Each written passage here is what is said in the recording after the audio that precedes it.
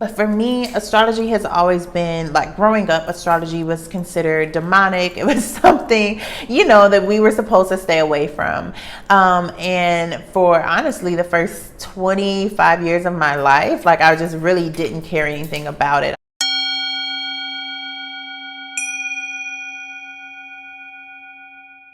Hello YouTube, welcome back to my sacred space. My name is Lauren Victoria. I'm a mental health therapist and intuitive energy worker, and I specialize in healing and wellness through the intersection of mental health and spirituality. So in this video, I'm going to be talking about Sagittarius season. It is officially November 26th. Sagittarius season started November 22nd and it will wrap up around December 21st. And what I want to do is kind of talk about getting in alignment, setting intentions, and really understanding what Sagittarius energy holds. Oh my God, I just realized that y'all can see the pile of clothes back here on the floor. My cats are hooligans and they like to take clothes out of the hamper to play with them and lay around in them. So that is essentially a cat bed. Back to the video. In tropical or Western astrology, which is what I study, the sign of Sagittarius is ruled by the planet Jupiter. And Jupiter is a planet associated with luck, hope, abundance, faith, philosophy, religion, right? So it's just like the planet is huge and like expansive. It really deals with those more abstract ideas. Sagittarius and Jupiter, they see the bar and they say, let's push it, right? This is what we think. This is the best we think we can do now. Let's multiply that by 100. Sagittarius and Jupiter are also associated with the 9th house. So we're thinking that expansive energy and really big or abstract ideas. The 9th house The 9th house deals with our beliefs, our faith, our wisdom, learning, and spirituality. It is also in a very physical sense related to distance, right? So our worldly travels and foreign affairs. So in this video, I'll be specifically highlighting some journal prompts or reflection points that we can consider for the rest of Sagittarius season. Now, before I get into the prompts, I want to answer the question that some of you may have as to why? Why would I do this? What does it matter? I'll tell you my personal story, and perhaps it's something that you can relate to. But for me, astrology has always been growing up, astrology was considered demonic. It was something, that we were supposed to stay away from. And for honestly, the first 25 years of my life, I just really didn't care anything about it. I thought horoscopes were silly and that signs were not nuanced enough to capture the real essence of a person. Now in my adulthood, specifically around 2019, 2020, I started to have an existential crisis, spiritual awakening, whatever you want to call it, baby. I was going through it. And I was recognizing that one of my biggest and deepest traumas that was showing up in my body was this very anxious relationship to time. I had a very negative perspective of time. My cats are playing with their toys, so excuse them. I had a very negative relationship with time. I was always rushing or feeling like I was behind. I was very impatient, kind of obsessed with how much time was going by. Many months of therapy, journaling sessions, prayers, meditations, all the things later, I finally came to realize that, an anxious relationship with time wasn't healthy, but that also my whole idea of time itself wasn't real. The idea of time obviously is real. It's, a worldwide global concept that we understand. But at the same time, it is something that a person made up, right? It's a system, just like language even. These are things that have been developed and exist as constructs of society, but we don't have to completely submit ourselves to societal rules and norms. And one of the ways that I kind of break free from that by realizing that there are much larger patterns and there are much bigger pictures. If you go outside right now and you plant a rose bush and you sit there counting the minutes and hours that it takes for it to blossom and grow, you will be wasting a lot of time. That would be a painstaking adventure for you, right? Versus if you go out and you plant that rose bush in the spring and you wait until the summer, right? You probably have a bit more patience because you'll be that much more flexible in timing. And what astrology can help us do is remember that there are bigger patterns that we can align with that help us feel more flexible with our time.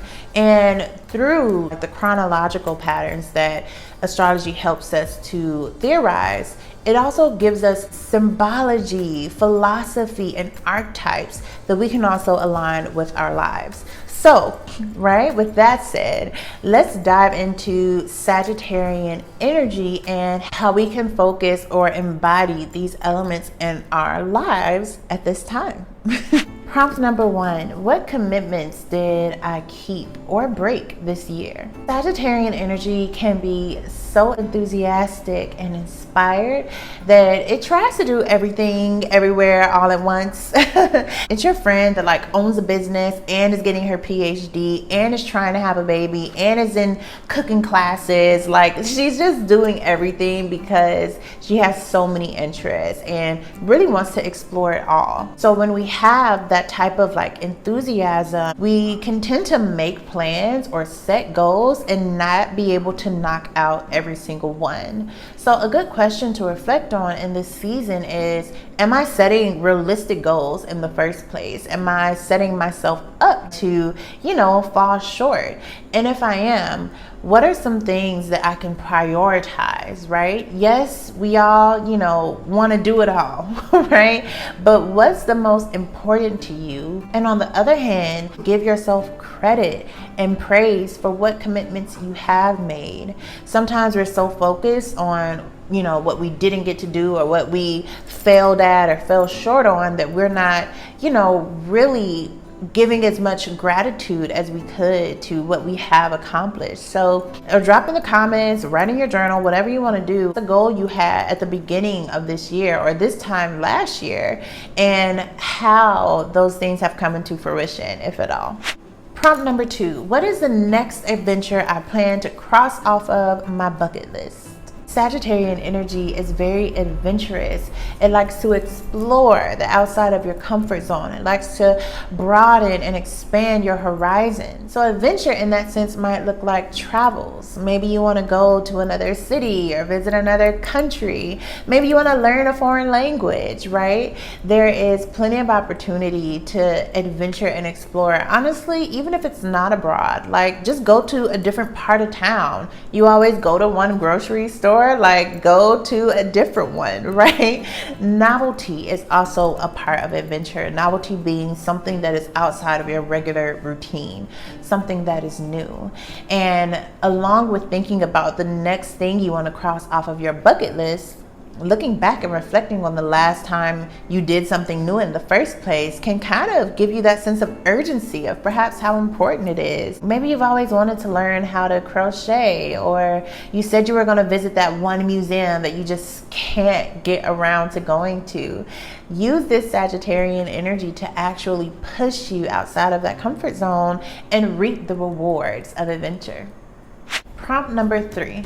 In this season of my life, I'm feeling called to learn more about, so like I mentioned before, Jupiter and the 9th house are all about like wisdom, higher knowledge, education, philosophy, right? Big ideas. So Sagittarius, the archer, is kind of looking at the bigger picture and shooting to understand it all, trying to get to that next level of mastery. Maybe you're on a specific project, or it might be something like a language or a particular dance. Sagittarian energy can encourage us to look beyond like the task itself or the function itself into the theory energy and the idea of what this even is, right? If you're learning a new task at work, ask yourself, what is this task for? What am I contributing to? If you're learning a language, you can look beyond just the words and the vocabulary and think about the history of that culture, the origin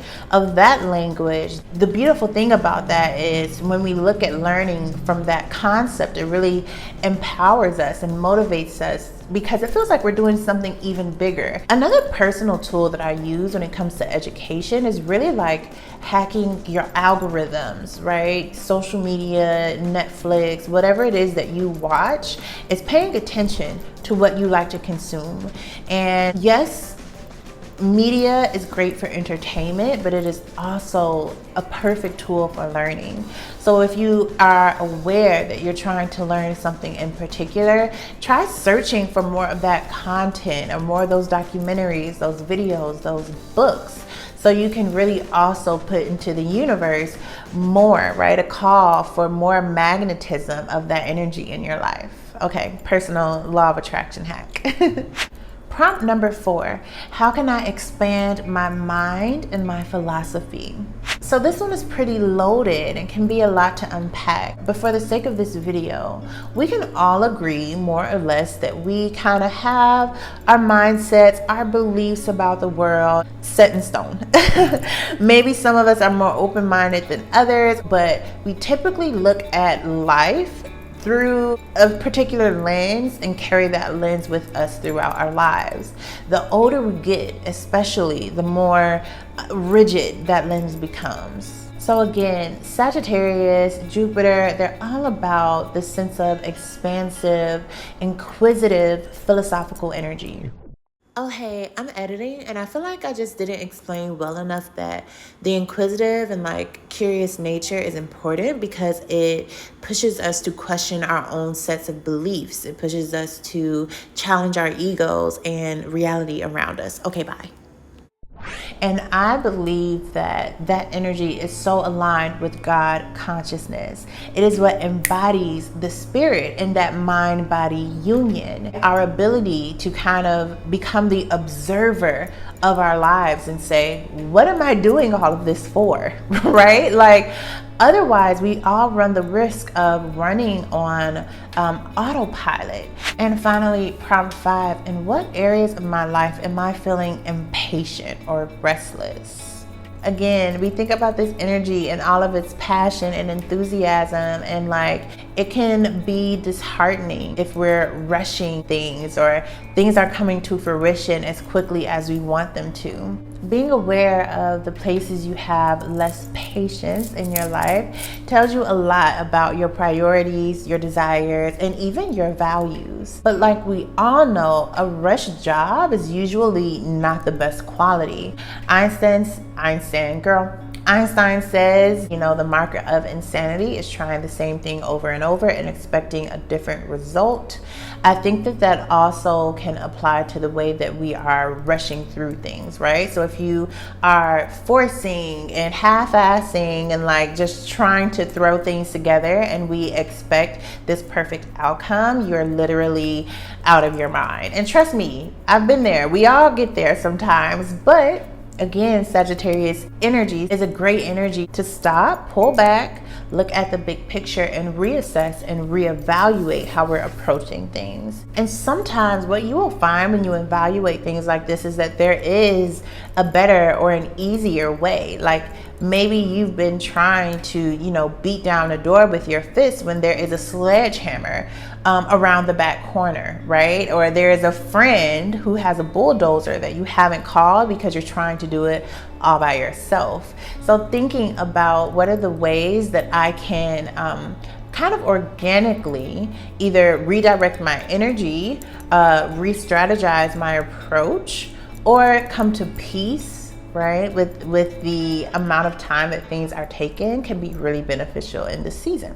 So that's it, y'all. That's the end of the video. Thank you so much for watching this far. If you made it to the end, please drop a comment of one of the prompts in the comments below. I think that would be really useful. And I'm trying to build a sense of community over here of deep thinkers, reflectors, and intentional livers.